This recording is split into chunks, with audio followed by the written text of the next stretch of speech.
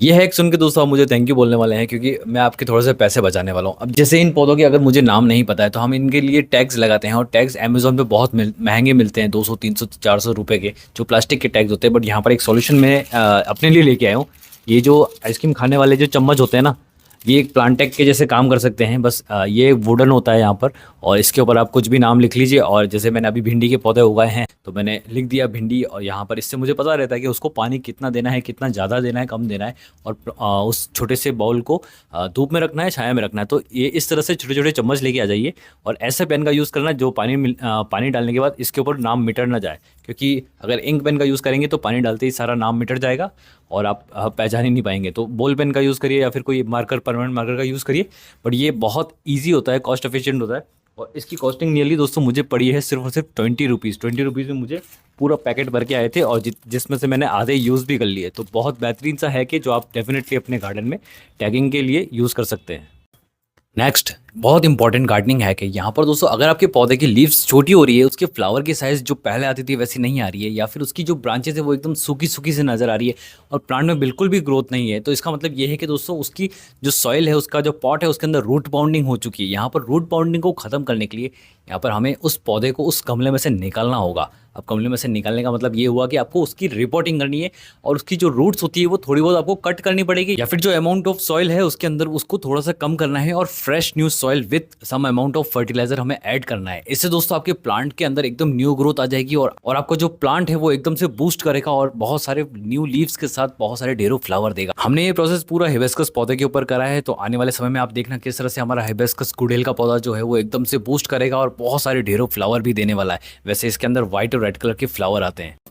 Next gardening एक बहुत important है। अभी समय आ गया दोस्तों छोटे छोटे स्नेक प्लांट की कटिंग्स को लगाने का। यहाँ पर आप देख सकते हैं कितने सारे हमारे जो छोटे छोटे शूट्स है वो ग्रो होने लगे हैं। दोस्तों ये बहुत आसान होता है, आपको नॉर्मल एक स्नेक प्लांट की कटिंग लेनी है, हेल्दी होनी चाहिए, बस आपको ये ध्यान रखना है उस पर कोई फंगस अटैक ना हो। और बस उस कटिंग के आप एक जो लीफ होती है उसको हम कटिंग बोल रहे हैं, लीफ के छोटे छोटे पीसेस कर दीजिए। नियरली 2 से 3 इंचेस के आसपास की जो साइज़ होती है वो परफेक्ट रहती है और इसमें से नियरली 50% तो ड्राई होने वाले हैं। तो आपको इतने ग्रो करने हैं कि आपका सारा काम हो जाए।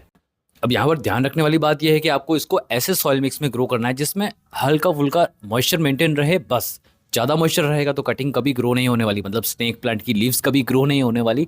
तो आपको ऐसा सॉइल मिक्स यूज़ करना है जिसमें नॉर्मल सॉइल हो 80% और थोड़ा सा उसमें सैंड मिला दे। तो इससे क्या होगा कि मॉइस्चर तो मेंटेन रहेगा सॉइल की वजह से, बट जो सैंड होगी ना वो सारा ड्रेन आउट कर देगी extra water.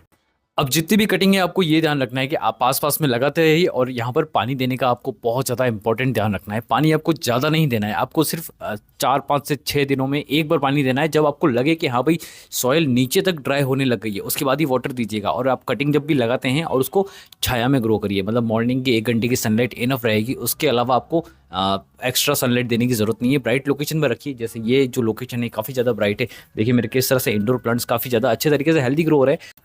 Next gardening hack पे जाने से पहले दोस्तों आपको सिर्फ एक काम करना है, आपको कमेंट करके बताना है कि आप लोग कहाँ से वीडियोस देख रहे हैं। जैसे मैं रहता हूँ राजस्थान उदयपुर के अंदर, तो आपको भी अपनी लोकेशन शेयर करनी है ताकि मुझे पता चले कि मेरी वीडियोस कहाँ कहाँ तक जा रही है। चलिए नेक्स्ट हैक पर आ जाते हैं।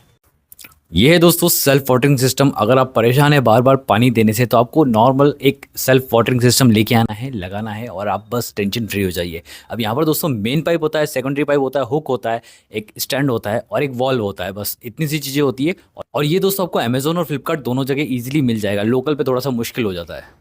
इसको लगाना बहुत आसान है दोस्तों। मेन पाइप में आपको एक होल करना है और उससे पहले आपको प्रिपेयर करने होंगे आपका जो पूरा सेटअप होता है वो। तो सेकेंडरी पाइप लेना है और उसमें आपको सबसे पहले वॉल फिट करना है।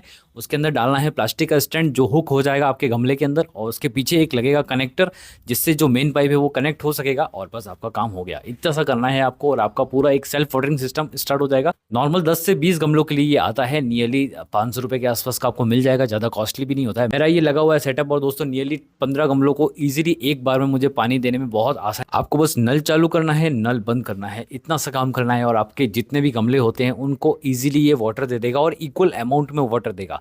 अगर कोई ज़्यादा ही बड़ा गमला है तो उसके लिए आप 2 पाइप लगा सकते हैं और वॉल को भी एडजस्ट करना बहुत आसान है। इसका डिटेल वीडियो बना रखा है मैंने दोस्तों, डिस्क्रिप्शन में जरूर आप चेकआउट करना या फिर आप ऑर्डर ही करके अपने लिए एक सेटअप बना दो। नेक्स्ट गार्डनिंग हैक, हम जो सीडलिंग ग्रो करते हैं दोस्तों, अक्सर वो बहुत ज़्यादा लैगी हो जाती है। उसका एक मेन इंपॉर्टेंट रीज़न होता है कि उनको प्रॉपर तरीके से सनलाइट नहीं मिल रही है। अगर वो सीडलिंग सही सॉइल मिक्स में ग्रो हो रही है तो उसको लैगी नहीं होना चाहिए।